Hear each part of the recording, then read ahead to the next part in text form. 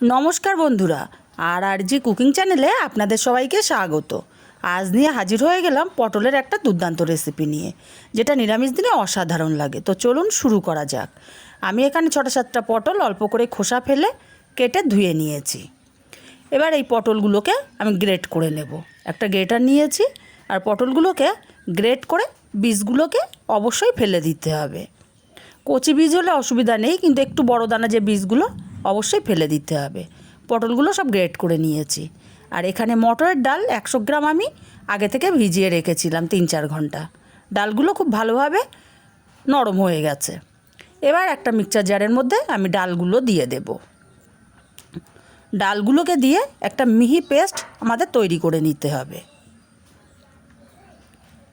ডালগুলো দিয়ে দিলাম, আর এখানে অল্প একটু জল দেব। একটা মিহি পেস্ট আমি রেডি করে নিয়েছি। এখন এখানে আমি দেব 1/2 চামচ হলুদ গুঁড়ো, 1/2 চামচ ঝাল লঙ্কার গুঁড়ো, আর 1 চামচ চিনি, অল্প একটু কালো জিরে, আর 1/2 চামচ দেব এখানে হিং। খুব ভালো করে মিশিয়ে নেব। খুব ভালো করে মিশিয়ে নেওয়া হয়ে গেছে। এখন এখানে আমি দিয়ে দেব গ্রেট করে রাখা পটলগুলো।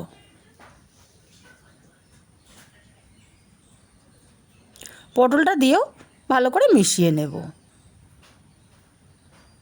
ভালো করে মিশিয়ে নিয়ে এবার দিয়ে দেব আমি স্বাদ মতো লবণ। লবণটা দিয়ে ভালো করে মিশিয়ে নিয়েছি।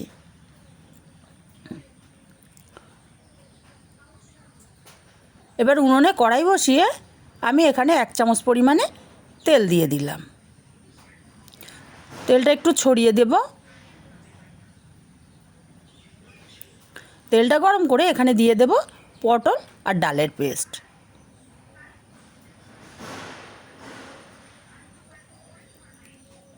ডালের পেস্টটা দিয়ে আমি এটা রান্না করব।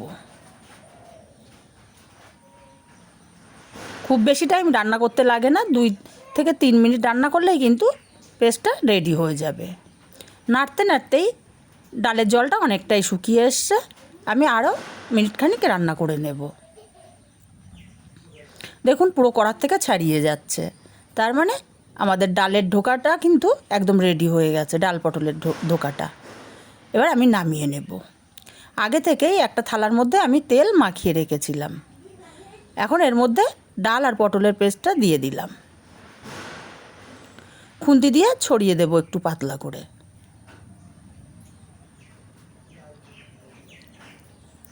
ছড়িয়ে দিয়ে আমি একটা চৌকো শেপ দিয়ে নেব। যে কোনো একটা শেপ দিলেই হয়, কিন্তু দেখতে সৌন্দর্যের জন্য আমি একটু চৌকোভাবে শেপ দিয়ে নিলাম। এবার এটা ঠান্ডা করে নেব। দেখুন ঠান্ডা হয়ে গেছে, কিন্তু আমি কাটার আগে আমাদের বাড়িতে একটা ছোট্ট খুদে আছে, সেই কেটে দিয়েছে, তাই একটু হাত দিয়ে ঠিক করে নিচ্ছি। এবার ছুরি দিয়ে নিজেদের পছন্দ মতো শেপ দিয়ে কেটে নিতে হবে। আমি একটু বড় বড় করে চৌকো করে কেটে নিচ্ছি, আপনারা আপনাদের পছন্দ মতো কেটে নেবেন।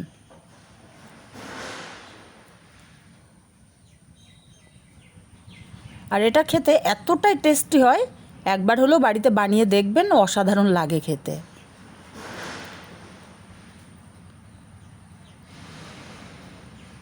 নিরামিষ দিনে এরকম একটা রেসিপি থাকলে কিন্তু কোনো কথা হবে না, ভাত সবাই দুটো বেশিই খাবে। আমি ধোকাটা কেটে নিয়ে এবার সব আলগা করে নেব। দেখুন ধোকাগুলো আমার আলগা হয়ে গেছে। এবার কড়াইতে আমি বেশ কিছুটা পরিমাণে তেল দিয়ে দিলাম।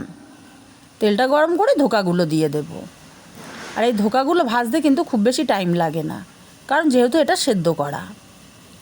এবার উল্টে পাল্টে আমি লাল করে ভেজে নেব। তবে ধোকাগুলো কিন্তু আমি একসাথে সবগুলো দিইনি।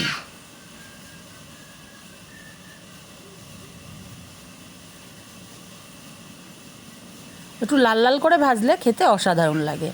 আর এইগুলো আপনারা কিন্তু শুধু মুখেও খেতে পারেন, শুধু মুখে খেতেও দারুণ লাগে। বেশ লাল লাল করে ভেজে নিয়েছি।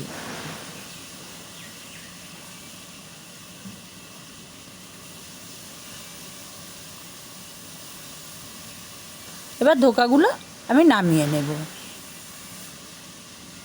কত সুন্দর একটা কালার চলে এসছে।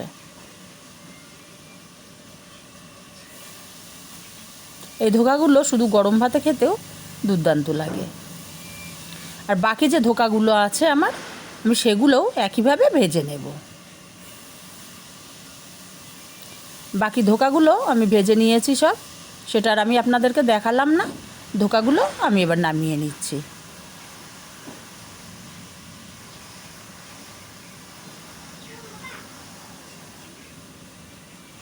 ধোকাগুলো নামিয়ে নিয়ে এই তেলে আমি রান্নাটা করব। এখানে কিছুটা গোটা জিরে ফোড়নে দিয়ে দিলাম, আর দিয়ে দিচ্ছি একটা টমেটো আর 1/2 ইঞ্চি আদা আমি পেস্ট করে রেখেছিলাম। টমেটো আদার পেস্টটা দিয়ে কষিয়ে নেব টমেটোর কাঁচা গন্ধটা চলে যাওয়া পর্যন্ত।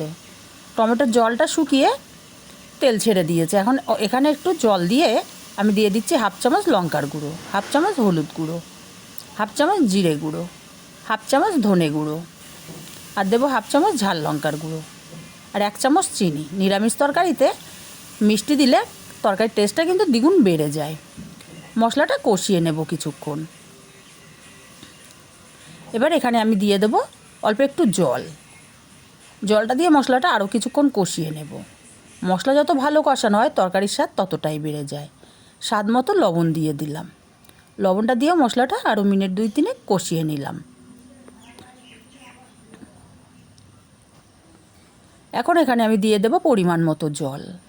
আর জলটা একটু বুঝেই দিতে হবে, কারণ ধোকাগুলোও একটু জল টানবে। এবার তরকারিটা আমি ফুটতে দেব।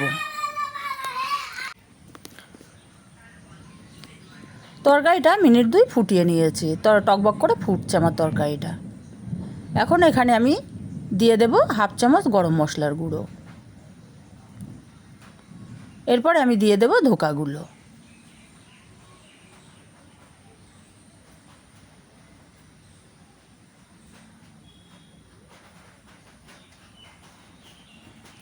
ধোকাগুলো সব দিয়ে দেব, দিয়ে আমি আরও মিনিট 5-7 ফুটিয়ে নেব। তাহলে তরকারির যত ফ্লেভার সব ঢুকে যাবে ধোকাগুলোর মধ্যে।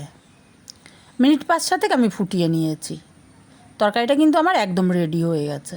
আমি এইরকমই একটু ঝোল ঝোল নামাবো। আপনারা যদি ঝোলটা পছন্দ না করেন তাহলে আর একটু ফুটিয়ে নিতে পারেন। আর আমার একটা ধোকাও কিন্তু এখানে ভাঙেনি। তবে নিরামিষ রান্না একটু ঘি দিলে টেস্টটা দ্বিগুণ বেড়ে যায়, তাই আমি অল্প পরিমাণে একটু ঘি দিয়ে দিলাম। এবার নেড়ে চেড়ে ঘিটা ভালো করে মিশিয়ে নেব। মিশিয়ে আমি নামিয়ে নেব। আর তৈরি হয়ে গেল আমার দারুণ স্বাদের পটলের ধোকা। রেসিপিটা কেমন লাগলো কমেন্ট করে জানাতে ভুলবেন না। আর যদি রেসিপিটা ভালো লাগে অবশ্যই চ্যানেলটি সাবস্ক্রাইব করে আমার পাশে থাকবেন। আর কাছের আত্মীয় স্বজন বন্ধুবান্ধবদের কাছে শেয়ার করতে ভুলবেন না, যাতে তারাও নিত্য নতুন রেসিপি দেখতে পারে।